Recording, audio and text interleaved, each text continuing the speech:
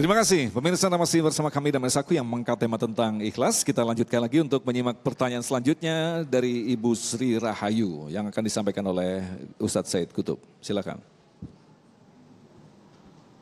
Bismillahirrahmanirrahim. Assalamualaikum warahmatullahi wabarakatuh.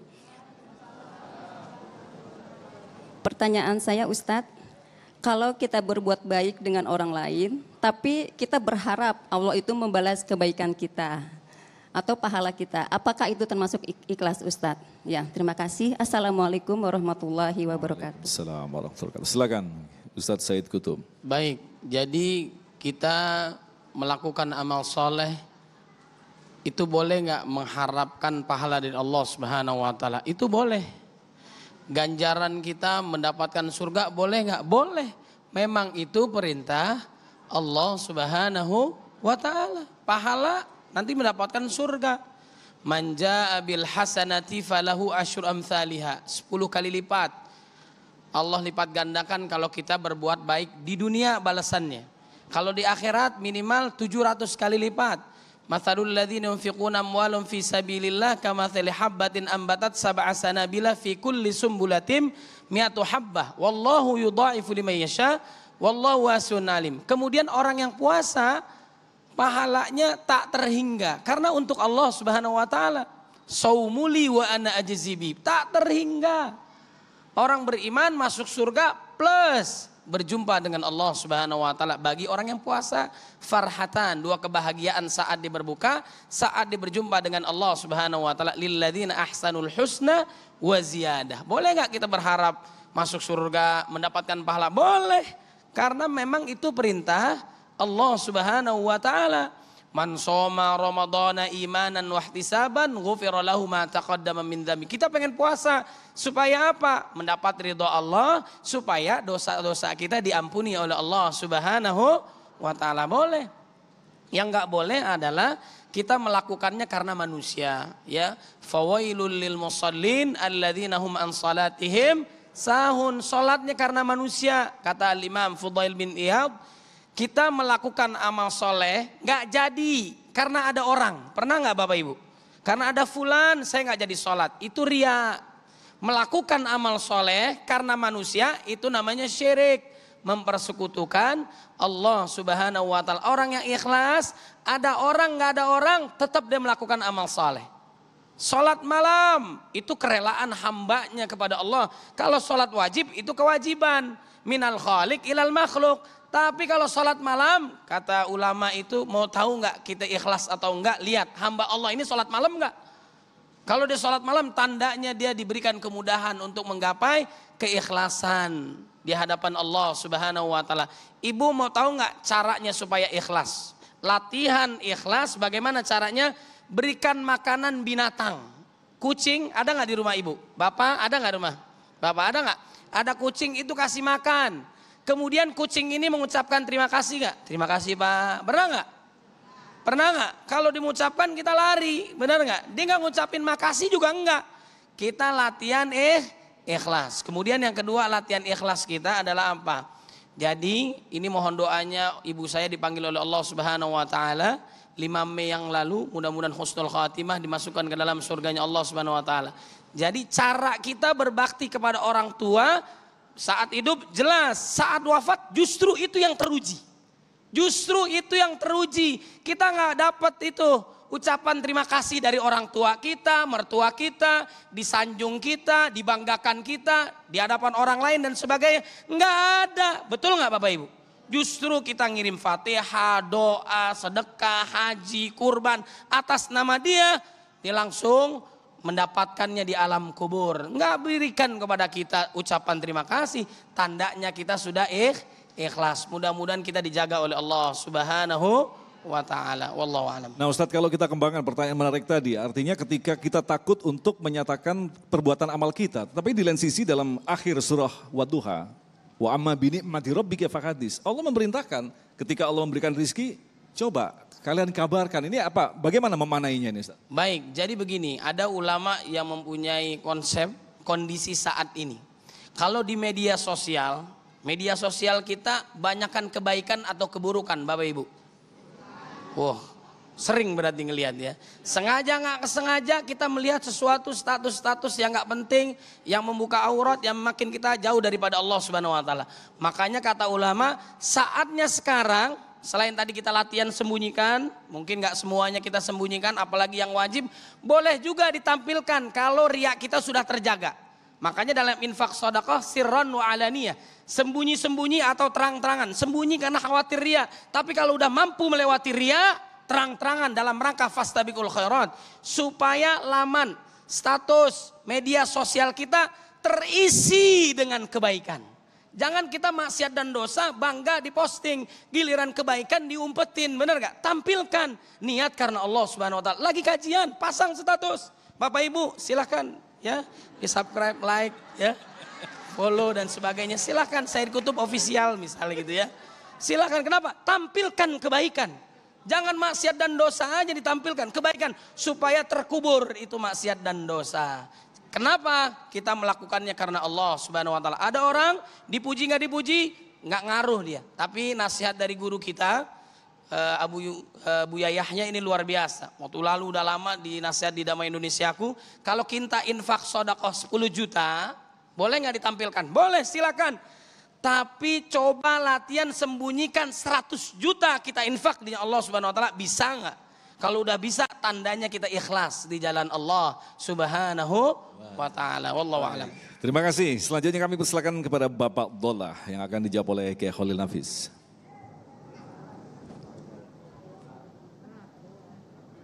Sudah menyala mic-nya Pak. Ya. Bismillahirrahmanirrahim. Assalamualaikum warahmatullahi wabarakatuh. Mohon nasihat Kiai, bagaimana membiasakan ikhlas dalam memaksimalkan ibadah. Apakah kalau misalnya ingin membiasakan sedekah yang agak banyak tapi dalam hati ada rasa berat, apakah itu merusak pahalanya? Kedua, kalau kita beramal dengan ikhlas tapi ingin kita jadikan contoh kepada saudara-saudara kita yang lain, bagaimana tipsnya agar tidak terjerumus ke dalam ria? Terima kasih. Pertanyaan serupa ini. Silakan Kiai. Ya, jadi kita ada pilihan kapan kita menyatakan kebaikan kita, kapan kita ngumpetin, merahasiakan kebaikan kita. Yang paling mudah adalah sedekah. Kapan sedekah kita ini dilakukan dengan cara terbuka, alaniyah, atau tukhfuha, kita sembunyikan kapan. Kalau tujuannya adalah dakwah kepada orang lain, mengajak orang lain, itu harus ditampilkan. Berapa kamu nyumbang? Nyumbang 10 juta.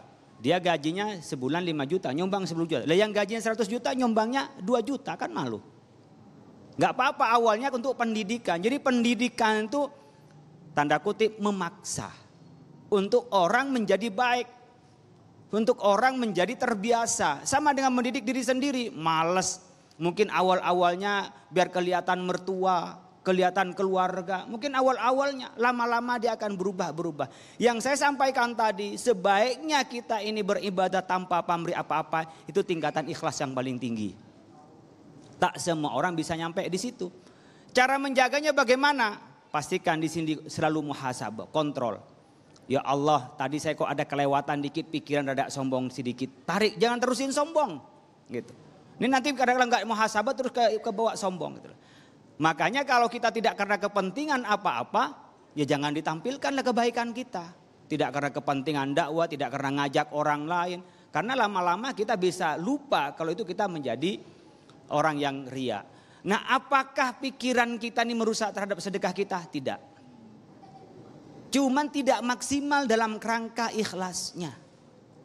Tidak sampai tingkatan tadi, amal baiknya itu tidak sampai full pamanya. Hanya beberapa amal-amal baik kita sampai kepada Allah. Yang merusak amal baik kita adalah qaulun ma'rufun khairun min shadaqatin yatba'uha adza. Yang merusak terhadap amal baik sedekah kita, kalau setelah kita bersedekah ngomongnya nyelekit. Ngomongnya tuh nggak enak. Minta ini dong duitnya, nih minta mulu ya gitu kan. Itu ngasih tapi juga nggak dapat apa-apa, dia apa? Ya coba ada nyakitin. Maka qaulun ma'rufun, omongan yang baik lebih baik daripada ngasih tapi nyelekit. Mohon maaf, saya lagi banyak kebutuhan. Kalau bilang nggak punya duit, saya punya, tapi kebutuhan saya ini nanti lain waktu ya. Kalau ada saya kasih. Daripada ini agak kerja ngerepotin mulu, itu yang merusak terhadap amal baik kita. Oleh karena itu pandai-pandai kita memposisikan diri. Kapan kita ini berbuat baik ditampilkan, kapan kita tidak ditampilkan. Tapi kalau tidak ada kepentingan, wa in tukhfuha wa tu'tuhal fuqara, kalau diberikan dengan cara diam, diberikan pada orang yang membutuhkan, khairul lakum, lebih baik bagi kalian.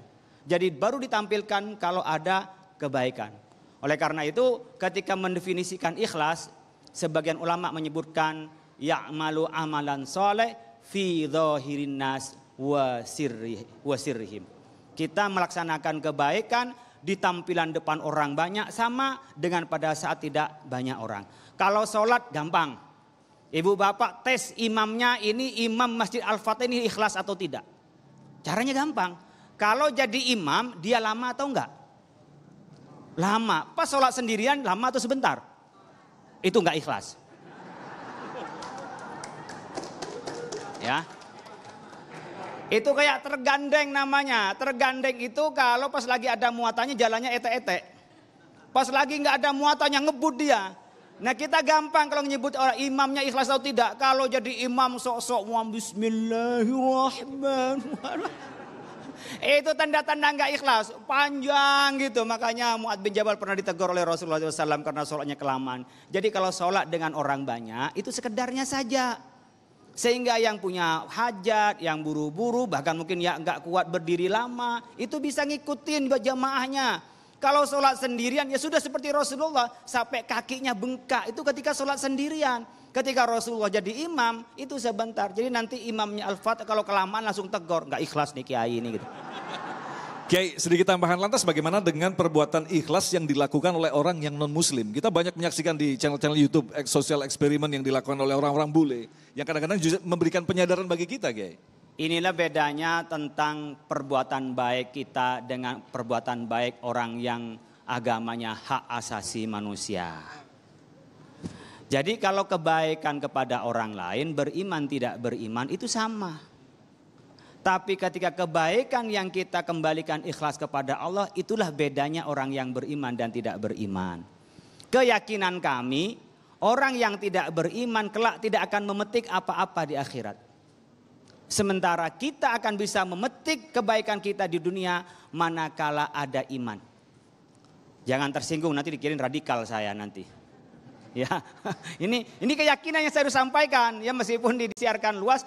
Jadi bagi umat Islam bisa memetik kebaikan dunia manakala ikhlas. Contoh, ketika sahabat mengatakan la sholata illa ma uqilla minha, tidak ada sholat kecuali yang ada khusyuknya di dalamnya. Jadi kalau khusyuknya 1 detik dari sholat, 1 detik itulah yang berpengaruh dari sholat kita. Kalau dari awal Allahu Akbar nggak ingat kalau dia sholat, yang diingatin adalah cucian, ya bayaran, cicilan seragam. Kebiasaan kan sering ibu bapak sekalian ketika takbir langsung ingat kemana-mana sampai lupa kira-kira tadi imamnya baca surat apa, nggak hafal. Pokoknya ikut ruku, ini yang ketahuan nih pengalaman. Nah kalau sudah kayak gitu dari awal sampai akhir, maka sholatnya nggak ngefek apa-apa, tapi dia gugur kewajibannya. Cuman tidak punya efek tanha anil fahsya'i wal munkar. Dan kelak di akhirat dianggap awwalu ma yuhasabul abdu as-shalah. Jadi yang paling pertama dihisab adalah sholatnya. Di antara sholat yang dilihat adalah kekhusyuannya itu. Jadi kalau udah nggak khusyuk, makanya sholatnya rajin ke sana, tapi dia hanya pamer ya, tidak ada karena Allah, itu nggak punya efek apa-apa. Tidak bisa menjadi kontrol dalam kehidupannya. Baik, terima kasih Kiai. Kita akan lanjutkan lagi untuk menjawab pertanyaan Anda selanjutnya. Tetaplah bersama kami, Damai Indonesiaku.